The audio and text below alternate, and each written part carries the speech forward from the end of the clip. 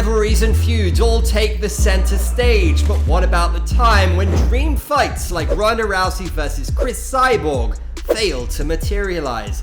Addressing just that, in this video, we'll take a look at 5 super fights that the UFC failed to put together. Jon Jones versus Francis Ngannou. Jon Jones is not an ordinary fighter. He's beaten legendary fighters like Lyoto Machida, Rampage Jackson, Mauricio Shogun Rua, Chael Sonnen, Rashad Evans, Daniel Cormier, Vitor Belfort, and many more, while still just in his 20s. He still holds the record of being the youngest UFC champion and teased his move to the heavyweight division almost a decade ago. But the stars only aligned when Francis Ngannou took the throne in 2021 by knocking out Stipe Miocic. This set the stage for a super fight between the two.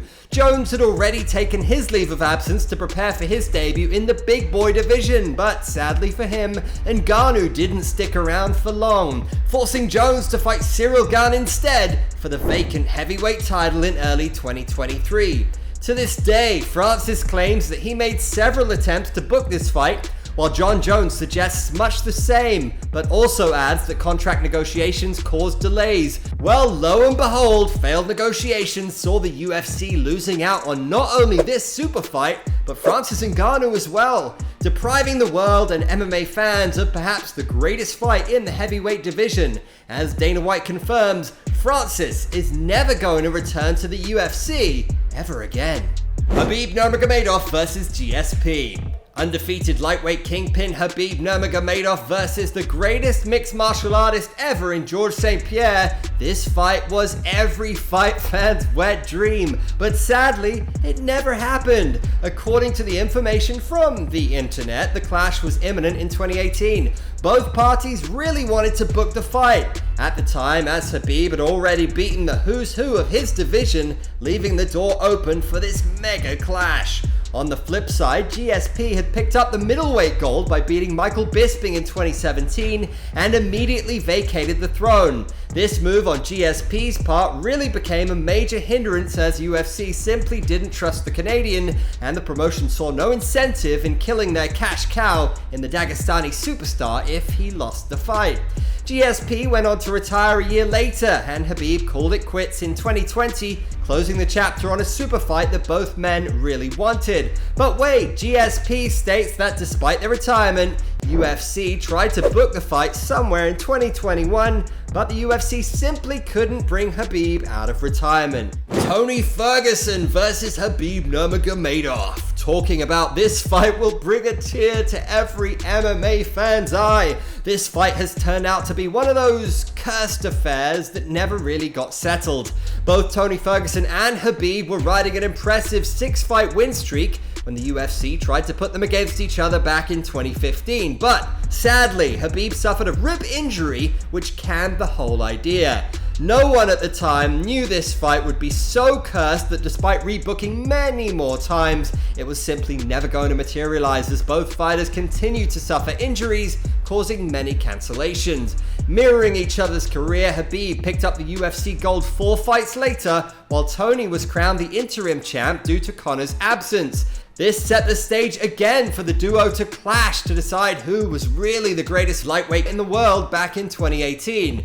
But the curse continued to haunt the fight, as Tony suffered a rather strange injury to his left knee as he tripped over a cable wire. Talk about being cursed! The UFC had to book it once again for the 5th time in 2020. Unsurprisingly, something crazy happened again, and this time the whole world shut down, preventing this dream fight from ever taking place.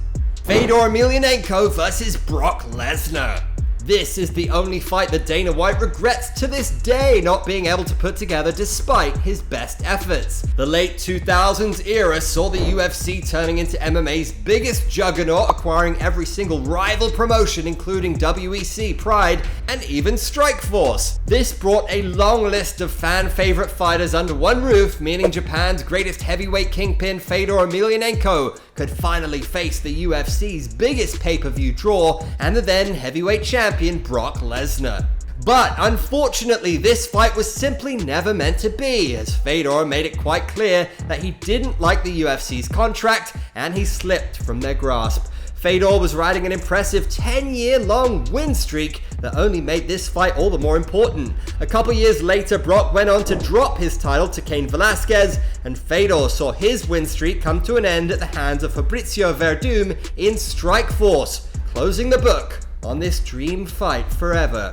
Georges St-Pierre versus Anderson Silva. Two legends, two GOATs who to this day hold the record for most title defenses and simply being the GOAT of their respective divisions. Silva ruled the middleweight division with an iron fist, knee, elbows, and jiu-jitsu, while GSP continued to knock every contender down who dared to challenge him. Fans hailed both men as the greatest fighters of all time, and they were fighting in adjacent weight classes, which meant a duo could have very well fought one another. This could have been the first proper super fight for the UFC, but a few rather strange performances from Silva and a lackluster showing at the UFC's Abu Dhabi event in 2010 killed any chances of the fight ever taking place. Dana White himself stated that Silva didn't deserve to fight GSP. The two fighters have gone on record suggesting they respect one another deeply, but were okay with fighting each other. Safe to say Dana White dropped the ball big time on this one.